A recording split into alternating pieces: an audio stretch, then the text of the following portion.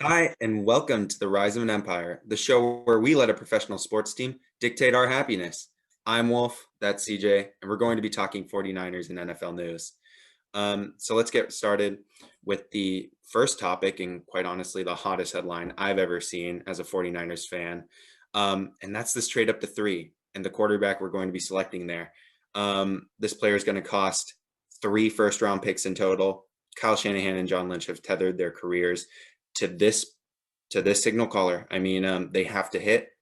And I want to hear what you think. Who should the 49ers take at 3? Well, who they should take is pretty obvious. It's Justin Fields. Like he's been quarterback 1B pretty much with Trevor Lawrence, who is considered a generational talent by pretty much everyone. Like he's the next Andrew Luck, he's the next John Elway. He's been considered like this generational talent. Meanwhile, Justin Fields, who has been right up there with him since high school, something like that, is Oh yeah. just being completely like blackballed in the media and like he's falling down like draft boards. Like Chris Sims had him going 32nd to Tampa Bay. To Tampa Bay.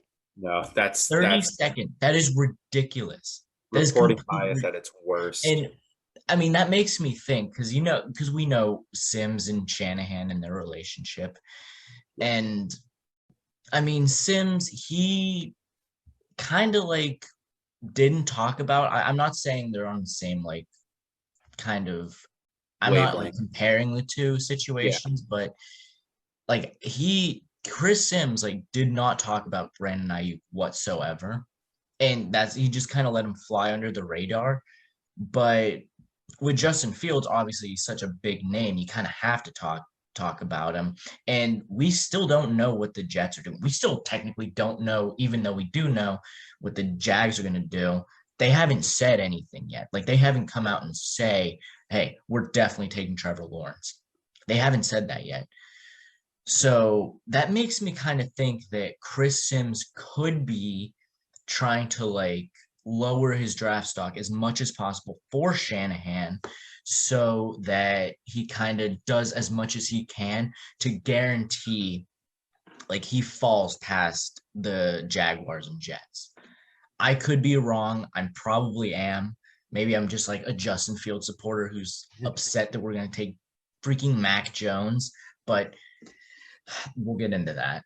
But Yeah. I mean, you can't deny that Chris Sims and Kyle Shanahan have at least some sort of relationship. And I mean, with what he did with Ayuk last year, makes Noble. me kind of think that Sims might be lowering his draft stock purposely. Because I mean, like Chris Sims, I don't know how you could possibly watch Justin Fields play and think, yeah, he's a borderline second round pick.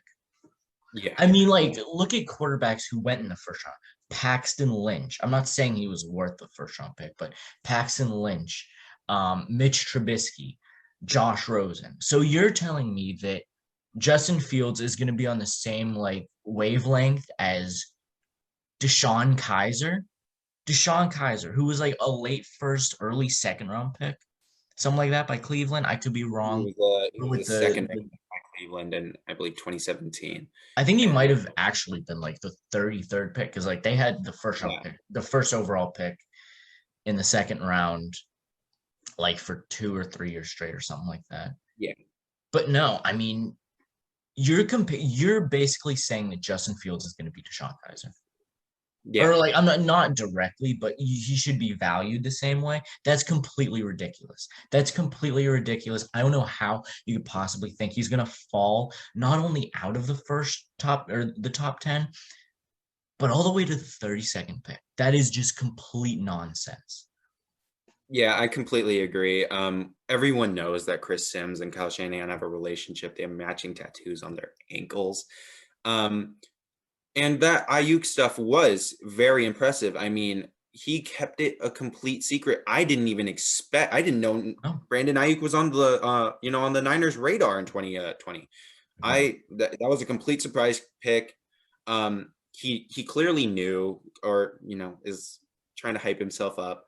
but I personally don't think that he's going to go that far for Kyle Shanahan. And if he did, that would be very impressive. But I don't know. This is the biggest pick of Kyle Shanahan's career. I mean, they get the pass in 2017 for passing up Deshaun Watson and Patrick Mahomes by Right. taking Solomon Thomas third overall because that was their first draft. And then Okay. saying CJ Beathard was the top quarterback on their Yeah. big board or whatever. Yeah. Ridiculous. It is Go ahead. ridiculous. I completely agree with you though about Justin Fields. I think they should. Five-star recruit coming out of high school, second, literally second in the nation to Trevor Lawrence, who's been the first round pick and the first overall pick in the 2021 draft since he exited the womb. You know, Pretty much. Justin, yeah, pretty much. Justin Fields has a rocket arm. He's as fast as most wide receivers in this draft. He's extremely accurate. Metric wise, he is the most accurate quarterback in this Yeah, draft. that's Um, another thing. I mean, yeah, like people are saying, like, take Mac Jones because he's the most accurate. I don't think so. No, he's I don't see not. that either. I really No. don't. When I see Mac Jones's, highlights, what I see are a lot of, 50-50 balls where he, yes, noticed that there was one-on-one coverage, Mhm. but he throws it up. Why? Because he has Jalen Waddle, Devontae Smith, Yep. John Mechie. He had Henry Ruggs and Jerry Judy. Okay, 4 first-round picks, and John Mechie isn't even out of school yet. That guy could very well be next year's first-round pick wide receiver. Okay, he Not to he was. mention his running back, Najee Oh, Harris, yeah. Not to mention Najee Harris or or his Damian. O-line. What? Yeah, exactly. Or his O-line, yeah. Yeah, he's had. I mean, he's going to have 3 drafted O linemen this year, and probably all 3 are going on day 2. Um, I Justin Fields should be the pick. But we're going to go into our second portion of this topic, and who are they going to draft? Well, as much as I've been doomsday prepping for what I've kind of felt in the back of my head would be inevitable, at least going back a couple weeks, since all the big time reporters like Schefter and Ian Rappaport and I don't know, Daniel Jeremiah, since all those guys have been like saying it's going to be Mac Jones, it's going to be Mac Jones. And they've been saying it so like definitively. I've been doomsday prepping and I still, at the just deep down in my heart, don't think it's going to be Mac Jones. I just cannot see any scenario where Kyle Shanahan, who everyone considers like this offensive genius, Yeah. who's like incredible, would give up that much draft capital and put basically his career, at least with the 49ers, on the line to draft at best the 5th most talented quarterback. I don't even think he's the 5th most talented quarterback in this class.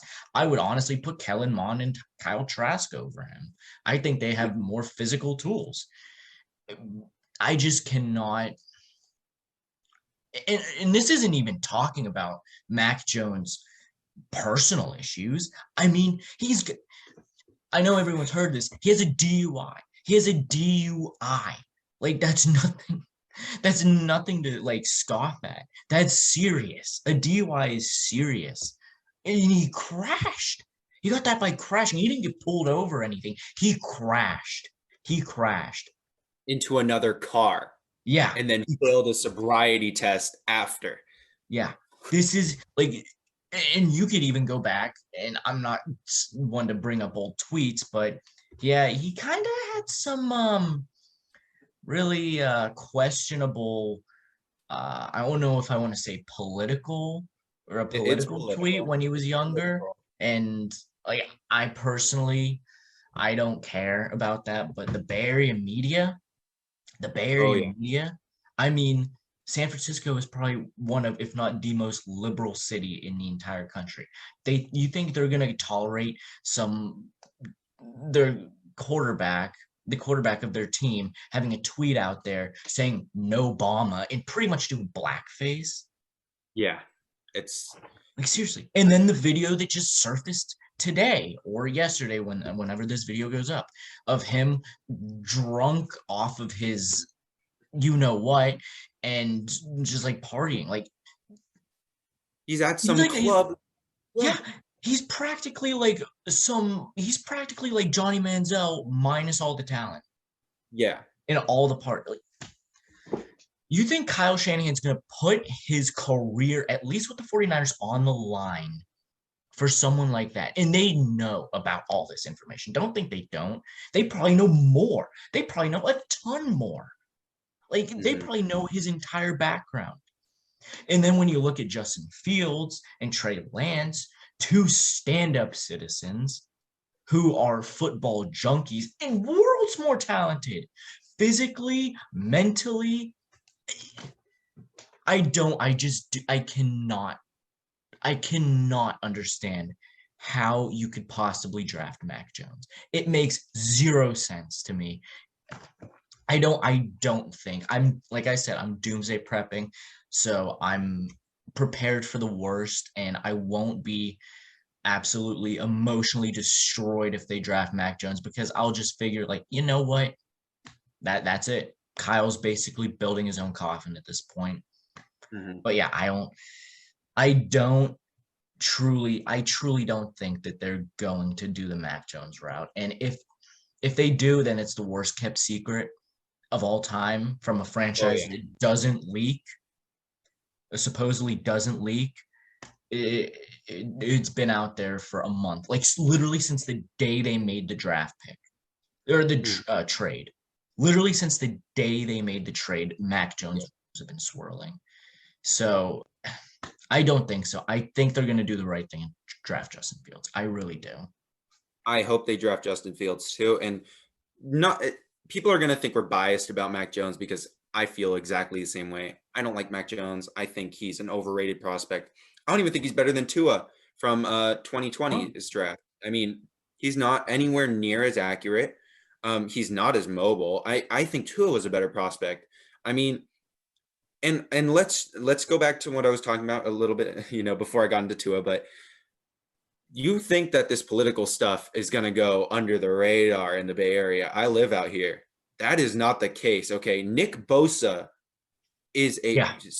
voted for Trump. He didn't even, yes, he said some political stuff like Mhm. Republican stuff, but I mean, he wasn't dressed up as Obama in No. a mocking way. Okay, this is San Francisco. You Yeah. can't do that out here. Are you crazy? I think the And like, Niners literally can't draft him. no, like, and another thing, Nick Bosa, as great of a player as he is, he's a defensive end. Okay. He's not the face of your franchise. All right. Mac Jones is the face. He's the quarterback. If they draft him, he is literally the face. And that face is apparently wearing an Obama mask. Yeah. Um, And not in a good I way either. oh no, not in a good way. I mean, wow. I get that he was very young. I'll give him that, but man, the video that surfaced today, which is the 27th, was clearly not from a long time ago. I mean, and the DUI isn't either. No. Um, Last couple so of years at most. yeah, yeah, definitely. So obviously I don't think they're going to draft Mac Jones either. I think they literally can't from a political standpoint. But I don't think it's going to be Justin Fields. Now, before I go into who I think it is, I want to make something very clear. I want it to be Justin Fields. I think he is the best prospect. I think Justin Fields is a first overall pick in most drafts. Okay. Right, I agree. But it's going to be Trey Lance. And here's why. I've been on the Trey Lance train for a few weeks now, and it's because I was watching film at 1 a.m. trying to understand why Trey Lance was even considered. I didn't really like him as a prospect right, from the get-go. Mhm. But then I watched the film and I compared it to both, and I went into depth. I compared it to CJ Beathard's tape, to Josh Allen's tape, who the Niners were very interested in the 2018 draft. I Right. then compared it to Carson Wentz's tape. And whenever we play the Eagles and probably the Colts in the future, you will hear Kyle Shanahan rave about him. Okay. Hmm. And I quote, Kyle Shanahan said that Carson Wentz was the best player in the league in 2017. Okay. So I compared it to Carson Wentz's tape. I also compared it to Kirk Cousins' tape and Matt Schaub's, two players that Kyle Shanahan is most attributed to developing and even drafting in the case of Kirk Cousins. Um, and I went as far as to look at Wilton Spate's tape. Many of you don't even know who Wilton Spate is. Oh I might God. even be saying his last name wrong. This guy was a 2019 training camp quarterback body from UCLA and Michigan who didn't even Yeah. make it through the entire preseason and has not been on a team in any fashion since we cut him the same offseason we signed him. Okay. And they all have something in common: passing under center, you know, right out of play action off bootlegs, faking it to the running back, running out, maintaining, staying in the pocket, hitting the receiver. Sometimes they're making Superman plays with Josh Allen and Carson Wentz and Trey Lance in particular, where they're outrunning defenders or running into defenders and making them bounce off. All of it is very similar. I mean, they're passing out of I form, which is Kyle Shanahan's favorite formation, single back. Okay. Yeah. He loves making the defense fear the threat of a running game at all times because Kyle Mhm. Shanahan he's a I'm not gonna give him an insane amount of credit for being a passing game guru because clearly Andy Reid is on a different level in that aspect. But Yeah. running game wise, Seriously. Kyle Shanahan is, yes, very much so the guru. Okay. Single-handedly won the NFC Championship running the ball. Oh yeah, and the Vikings game. People don't realize how Yeah. much we ran. With two different running backs at that. Yes, yes. Um, so he likes threatening the defense with his incredible run plays at all times. And how do you do that?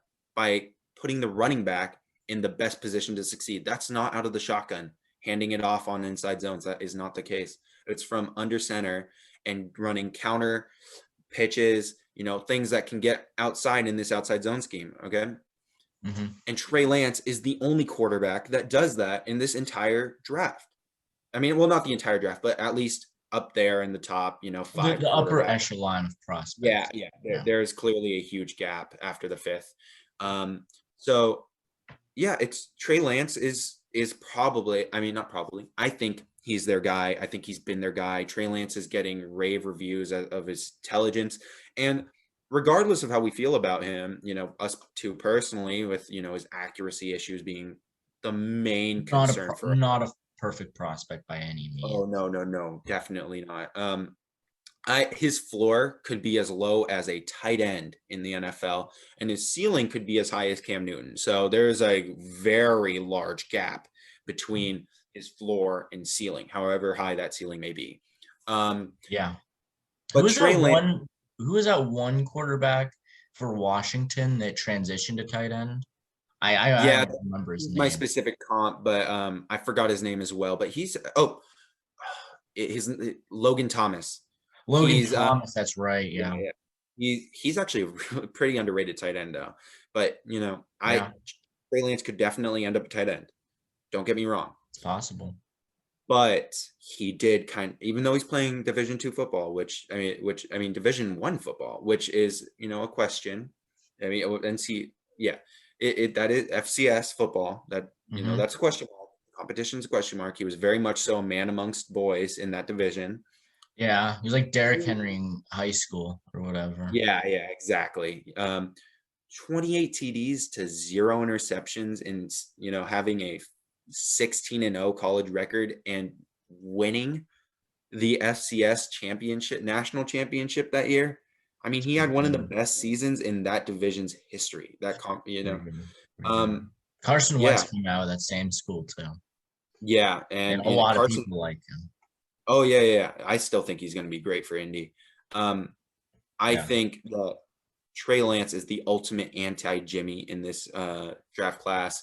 Yeah. And I think Kyle Shanahan's going to take him. And I think he's going to be good for us. I'm just not sure if he'll ever top what Justin Fields will be in where I think he's going to land, which is Atlanta. I think that's a Yeah. really good fit for him, throwing it deep to Calvin Ridley, Julio Jones for however long he has. Or maybe Julio Jones. They might trade him. Maybe we'll see. But I have to believe it's Trey Lance at this point, and I'm sticking to it. We'll both die on this anti-Mac Jones hill until I hear the name called. Yeah. I mean, yeah, I completely agree. I think it's very possible. And honestly, I can't say I'd be floored if it was any of these guys. Yeah. Like it could, the Niners, if they don't leak, then it's a complete mystery. And I think Trey Lance, you said his ceiling could be Cam Newton. I think his ceiling could be even higher. I think his ceiling could be, I don't want to say Patrick Mahomes level, but he could be up there. I think it could be definitely Josh Allen.